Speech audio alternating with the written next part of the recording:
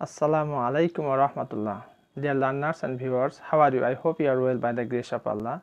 Alhamdulillah, I am also fine. This is Abdul Bari, lecturer in English, Sonapukur Surubi College, Parbatipur, Dinajpur. Today I would like to talk a very important topic, that is most common English sentences which are used in your practical life.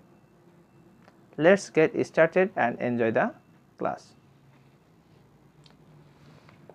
First sentence, কতটা অপমানজনক। তোমার কোনো বন্ধু অথবা বান্ধবী এমন একটি কাজ করেছে যে কাজটির ফলে তুমি অপমান বোধ করছো এবং এই কারণে তুমি বলছো কতটা অপমানজনক। তাহলে এটাকে আমরা ইংরেজিতে কীভাবে বলবো? How disgraceful. How disgraceful.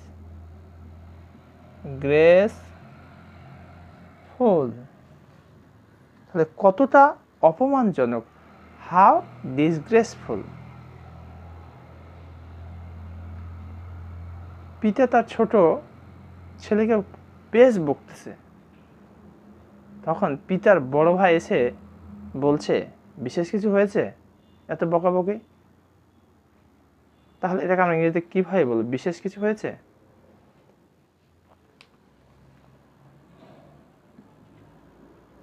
Anything special happened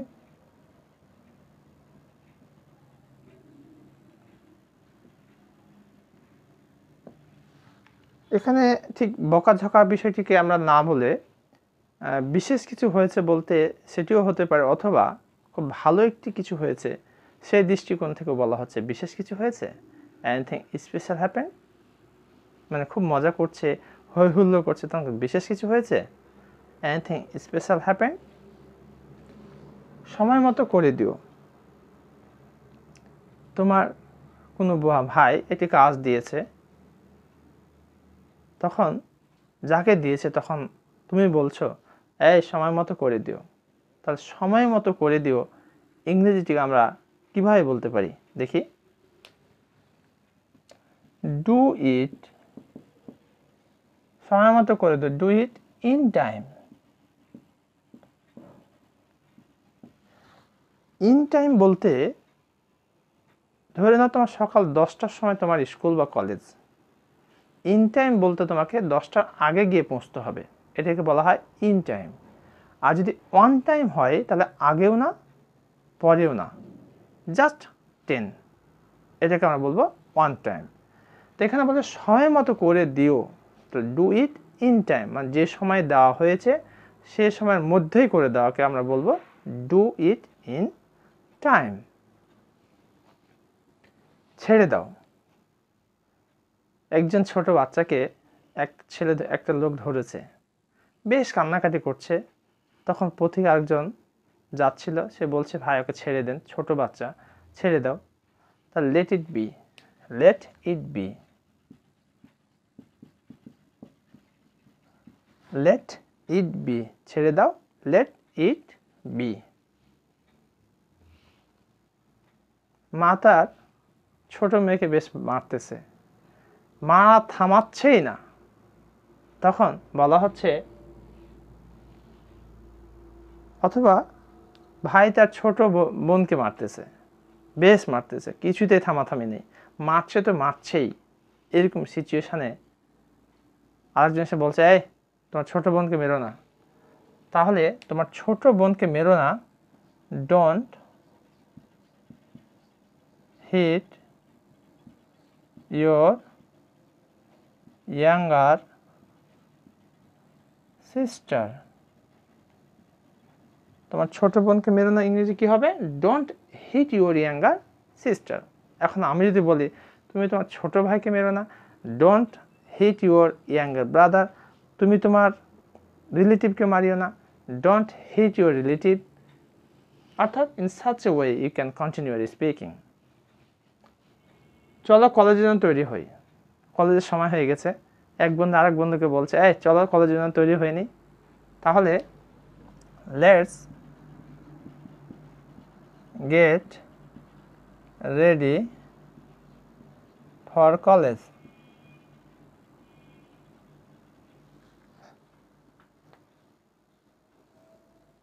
এখন যদি বলা হয় যে সকালে নাস্তার জন্য রেডি হয়নি, তাহলে let's get ready for breakfast. আমার স্ত্রী আমাকে ছাড়া থাকতে পারে না। মায়াবী স্ত্রী, স্বামী বলছে আমি আমার স্ত্রীকে ছাড়া থাকতে পারি না, তাহলে ইংরেজিতে আমরা কি বলবো? অথবা আমার স্ত্রী আমাকে ছাড়া থাকতে পারে না, তাহলে my wife can bear staying without me. এখন যদি কেউ বলে আমি আমার পিতা মাতাকে ছাড়া থাকতে পারি না, তাহলে ইংরেজিটি কি হবে? I can't bear staying without my parents. এক বন্ধু আর এক বন্ধুকে বলছে বন্ধু তোমাকে ছাড়া আমি থাকতে পারি না, তাহলে আমরা কি বলবো? One friend can not beer staying without his friend. তাকে এটা মনে করিয়ে দিও, অর্থাৎ নির্দিষ্ট টাইমে সে একটা কাজ করবে কিন্তু ভুলে যেতে পারে, এই আশঙ্কায় বলছে তাকে এটা মনে করিয়ে দিও। তাহলে please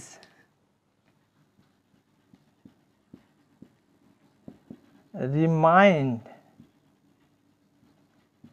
him of it.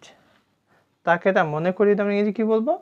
Please remind him of it. এটা নিজের উপায়ে করো। টিচার ক্লাসে উপস্থিত, ছেলেরা মেয়েরা একে অপরের দেখাদেখি করে লিখতেছে, এরকম সিচুয়েশনে শিক্ষক বলছে এই নিজের উপায়ে করো, তুমি যা বুঝো সেটাই করো, তাহলে এটাকে আমরা কিভাবে বলবো? এটা নিজের উপায়ে করো, ডু ইট ইয়োর ওয়ে। আমাদের মাঝে অনেক ছেলে মেয়ে আছে নিজেও করে না, আবার কাউকে করতেও দেয় না। তাহলে এরকম ইংরেজিটা আমরা কিভাবে বলবো যে না নিজে করে না কাউকে করতে দেয়, না নিজে করে না কাউকে করতে দেয়। তাহলে নাইদার, না নিজে করো না কাউকে করতে দাও, neither you do yourself neither you do yourself nor let do। না নিজে করো না কাউকে করতে দাও, neither you do yourself, না নিজে করো, nor let do, না কাউকে করতে দাও। এই জিনিসটা আমরা প্রায়শই দেখি আমাদের একে অপরের মাঝে, হিংসায় বিদ্বেষে হোক বা অন্য কোনো কারণে হোক, নিজেও করে না আবার কাউকে করতেও দেয় না। ইংরেজিতে আমরা বলবো neither you do yourself nor let do। Very important sentence. আমরা প্রায় দেখি কোনো একজন একটি কাজে অভ্যস্ত, কিন্তু এই কথা থেকে যদি আমি বলি আমার ভাই এতে অভ্যস্ত, তাহলে আমরা কিভাবে বলবো ইংরেজিতে? আমার ভাই এতে অভ্যস্ত, তাহলে my brother is used to it। আমার ভাই এতে অভ্যস্ত, my brother is use to it. যদি আমি এটা বলি আমি এতে অভ্যস্ত, তাহলে I am use to it. আমার বোন এতে অভ্যস্ত, my sister is use to it. বাসায় আত্মীয় এসেছে, চলে যাচ্ছে, তখন আমি বলছি আবার আসবেন, তাহলে আবার আসবেন আমরা ইংরেজিতে এটাকে কিভাবে বলবো? Do come again.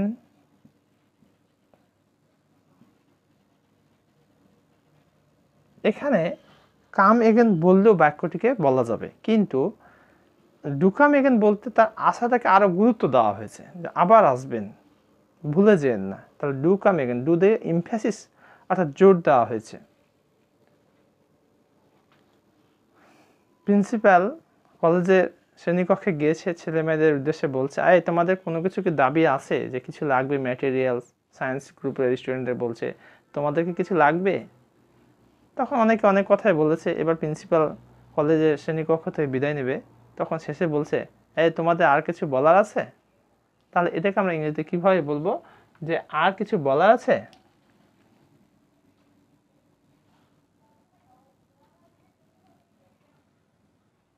আর কিছু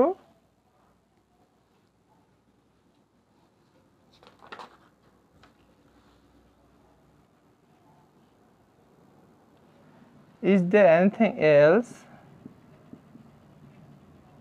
Is there anything else to say? আর কিছু বলার আছে? Is there anything else to say? তখন উত্তরে বলছে স্যার মোটেও না। তাহলে মোটেও না আগে কি বলবো আমরা? Not at all. Not at all. একজন আরেকজনকে অপমান করেছে, পরে বুঝতে পারছে যে ভুল হয়ে গেছে, অথবা কোনো একটা পরিস্থিতিতে বলছে কিছু ভাববে না, অনেক বড় একটা দুর্ঘটনা ঘটে গেছে, সে পেরে উঠছে না, তার সাপোর্টার হিসেবে আরেকজন এসে বলছে যা হওয়ার হয়েছে তুমি এটা নিয়ে কিছু ভাববে না, এটা আমি ঠিক করে দেবো। তাহলে কিছু ভাববে না, তাহলে এটাকে আমরা কীভাবে বলবো? Never mind. নেভার মাইন্ড, কিছু ভাববে না, নেভার মাইন্ড। বাসায় পিতা এসে দেখতেছে কোনো একটা দুর্ঘটনা বা কোনো একটা বিষয় ঘটে গেছে, তখন মনটা খারাপ করেছে, বলছে কেন এটা ঘটেছিল? তাহলে কেন এটা ঘটেছিল? হয় ডিড দিস হ্যাপেন। তাহলে কেন এটা ঘটেছিল আমরা এটাকে ইংরেজিতে কিভাবে বলবো? হয় ডিড দিস হ্যাপেন। শ্রেণীকক্ষে ছেলেমেয়েরা গোলমাল করতেছে, তখন ক্যাপ্টেন বলছে, অথবা কেউ জিজ্ঞেস করছে এই স্যার কি আসছে? দেখে বলছে স্যার কি আসছে। তাহলে স্যার কি আসছে এটাকে আমি কি বলবো? Is teacher coming?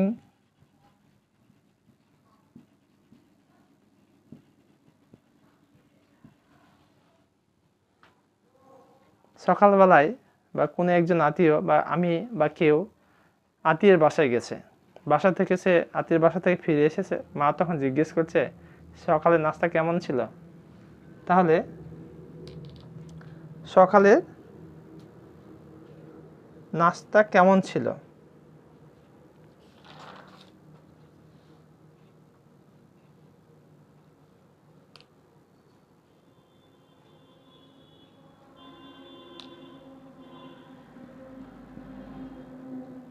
How was breakfast?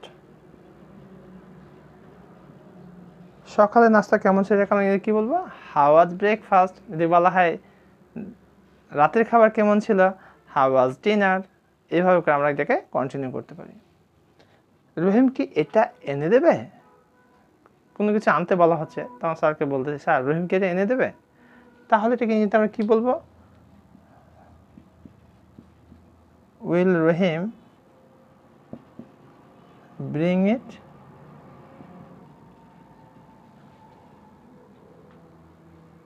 শিক্ষক শ্রেণীকক্ষে ছেলেমেয়েদের পড়াচ্ছে, দিয়ে ছেলেমেয়েরা একেবারে হিমশিম খেয়ে গেছে গরমে, তারা আর পারছে না, তখন শিক্ষক সর্বশেষ ছেড়ে দেবে, তো তখন বলছে আরও একবার। তাহলে once more please, once more please। অথবা এখানে যেহেতু প্লিজ ব্যবহার করতেছি, সেক্ষেত্রে শিক্ষার্থীরা শিক্ষককে রিকোয়েস্ট করছে, তারা বুঝে উঠতে পারছে না, তখন স্যারকে বলতেছে শিক্ষার্থীরা স্যার আরও একবার প্লিজ। তাহলে once more please, once more please politely request করা হচ্ছে আরও একবার বিষয়টি করার জন্য। So we have already discussed all of these sentences which are so much significant for our daily life. So my humble and polite request all of my viewers and learners to study all these sentences and practice in your practical life with your partner or yourself. And if you practice every day, inshallah you can develop in your speaking, no doubt. And if you acquire this quality, I am very much hopeful that today or tomorrow you will be able to speak in English. And if you are able to speak in English, you can inspire yourself and you can continue your freehand writing as well. In fine, I request all of my viewers to comment and to share this video so that others can easily get it and they can also develop their speaking quality. And in fine, I will request to subscribe my channel so that I can develop in this channel and speaking category. And I hope that you will stay with me and inspire me. Thank you very much for watching my video. Assalamu alaikum wa rahmatullah.